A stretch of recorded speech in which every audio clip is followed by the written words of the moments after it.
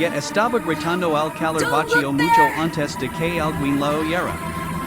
Su voz se quebraba bajo el sol como si el desierto mismo quisiera tragarse el sonido.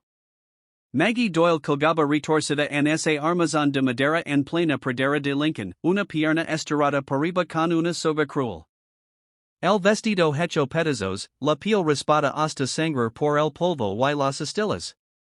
Seguía tratando de bajarse la falda con las muñecas amarradas, pero cada respiro solo hacía más grande su vergüenza.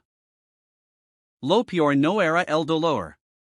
Era el miedo de que nadie la volviera a ver como algo más que un cuerpo roto dejado pa los zapatos. Susurraba ayuda aunque sabía que el desierto no tenía piedad. Los hombres de Prescott la habían atado y se habían ido cagándose de la risa, diciendo que el calor la haría confisar antes del anochecer. Pero no había nada que confisar. Solo una verdad que se iba a morir con ella si nadie la escuchaba. Al fin una sombra se movió en el horizonte. Un jinete se acercaba despacio, con cuidado, levantando polvo atrás de los cascos. Ella rezó pa que no fuera uno de los hombres de Prescott regresando a terminar el trabajo. Cuando se detuvo a su lado, se topó con un par de ojos azules cansados bajo el ala de un sombrero vaquero gastado. Jacob Hale no habló de una. Solo se quedó mirando, pasmado, la imagen de ella colgando en el viento que quemaba. Luego la mirada se le fue pa bajo sin querer. Cayó justo en el lugar que ella más quería esconder en todo el mundo. Una la mirada de vergüenza lo recorrió el cuerpo como fuego. La voz se le salió de la garganta. No mires ahí, cabrón. Jacob volteó la cara rápido, la culpa lo ardía en la cara, pero ya no podía borrar lo que había visto. No podía finger que esas marcas en la piel eran otra cosa que obra de un hijo de la chingada. Ahora la única pregunta que le quedaba era simple y cabrona. Este hombre se iba a ir cabalgando y la iba a dejar morir como los demás, o iba a hacer lo impensable y arriesgar todo por salvar a una mujer que nunca debió ver así? Jacob no así fue. No después de oír como le temblaba la voz. No después de ver los moretones en las piernas y la marca quemada que nadie debería cargar en la piel. Se quedó ahí parado en el viento que hervía, tratando de calmar la respiración, decidiendo que clase de hombre iba a ser ese día. En vez de irse, dio un paso más cerca. Despacio, con cuidado. Maggie intentó girarse, pero las sogas la tenían bien jodida. Cerró las piernas por puro instinto y susurró otra vez, más bajito. No mires ahí. Jacob tragó saliva duro. Levantó las dos manos un poquito pa mostrar que no era peligro.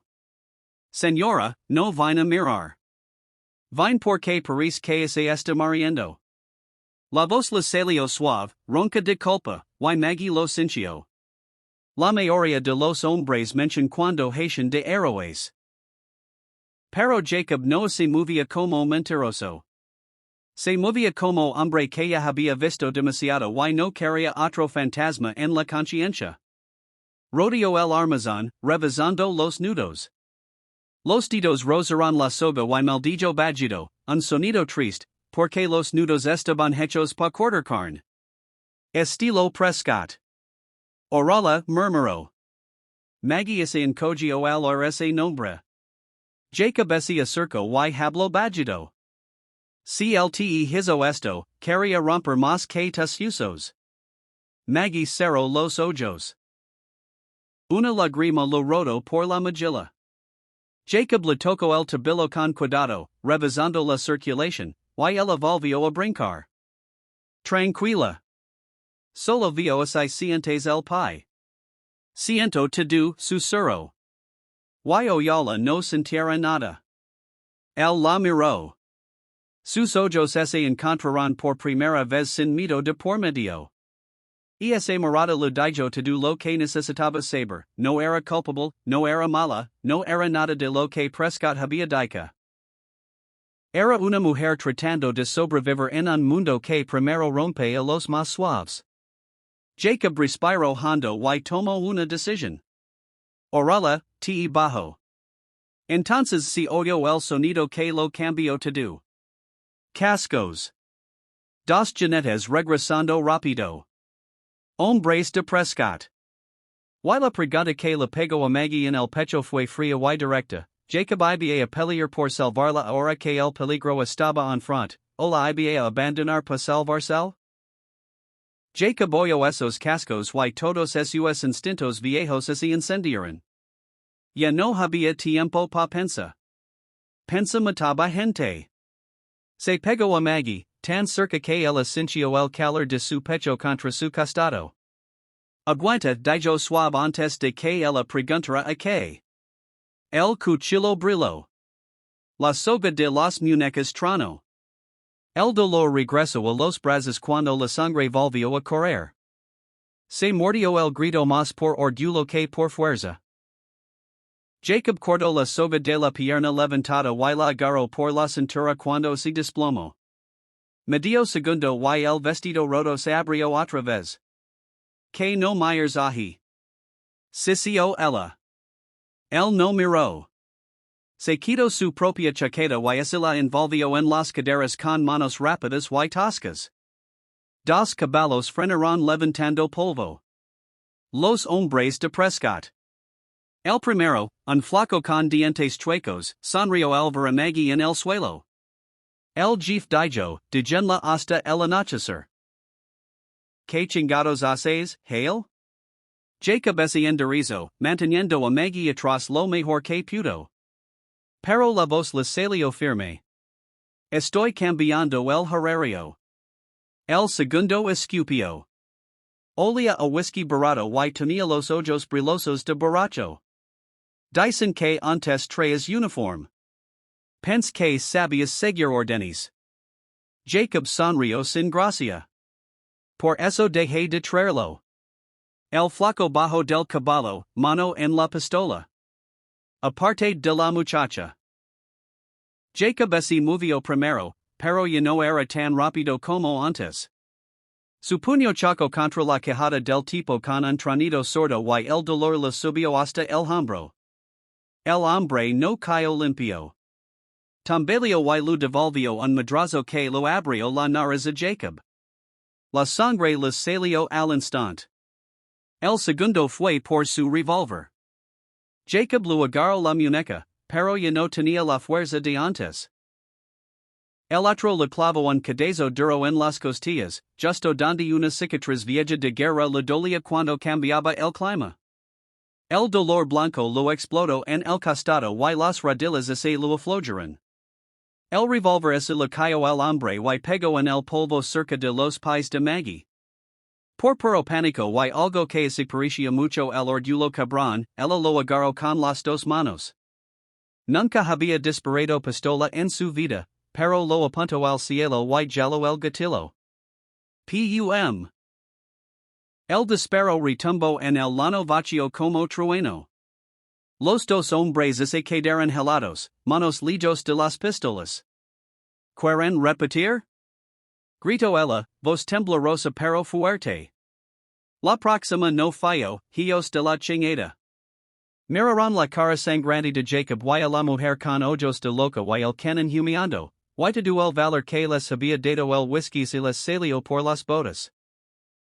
Retrocedieron hacia los caballos, maldiciendo y agarrándose las quijadas, montaron y se largaron en una nube de polvo y vergüenza. Jacob se limpió la sangre de la nariz. Escupió un trago oscuro de tabaco al suelo. ¿Puedes monta? Me voy a caer, susurró ella. Yo te agarro, dijo él. La subió al caballo con un gruñido que parecía salir de las sulas. Luego montó atrás, un brazo firme alrededor de ella pa que no se deslizara, el otro en las riendas. El caballo arrancó, pasando a los hombres que todavía se quejaban, rumbo a la línea llana de las Capotan Hills. Cuando el viento de la pradera le pegó en la cara, Maggie intentó respirar, pero el mundo seguía de lado. Los dedos se lo aflojaron en las crines y la cabeza se le fue patras contra el hombro de Jacob. Quédate conmigo, murmuró él. Pero sus ojos ya se cerraban. Lo último que sintió fue el latido firme del corazón de él contra su espalda. Y luego todo se volvió negro otra vez. Cuando los Capoten Hills salzaron como gigantes cansados a lo lejos, Maggie no podía con la silla. Estaba desmayada, todo su peso contra el pecho de Jacob, ardiendo de fiebre, respirando cortito y ronco. Una cicatriz vieja en sus costillas, recuerdo de un campo llamado Shiloh, la palpitaba con cada respiro. Pero la ignoró, como ignoraba casi todo su propio dolor. Desvió al caballo del camino principal por un sendero angosto de venados que serpenteaba entre rocas y matorrales. Pararon al fin en un pequeño cañón arriba del río Benito, escondidos bajo un saliente de piedra. Esa noche la fiebre le pegó duro. Temblaba y ardía por turnos, balbuceaba palabras a medias sobre marcas, números y botas de hambre en su garganta. Jacob mojó un pañuelo en el arroyo helado y se lo puso en la cara, el cuello, las partes de la pierna que no tenían marca, haciendo círculos lentos hasta que se lo entumieron los dedos. La incorporó y la dio agua sorbito a sorbito.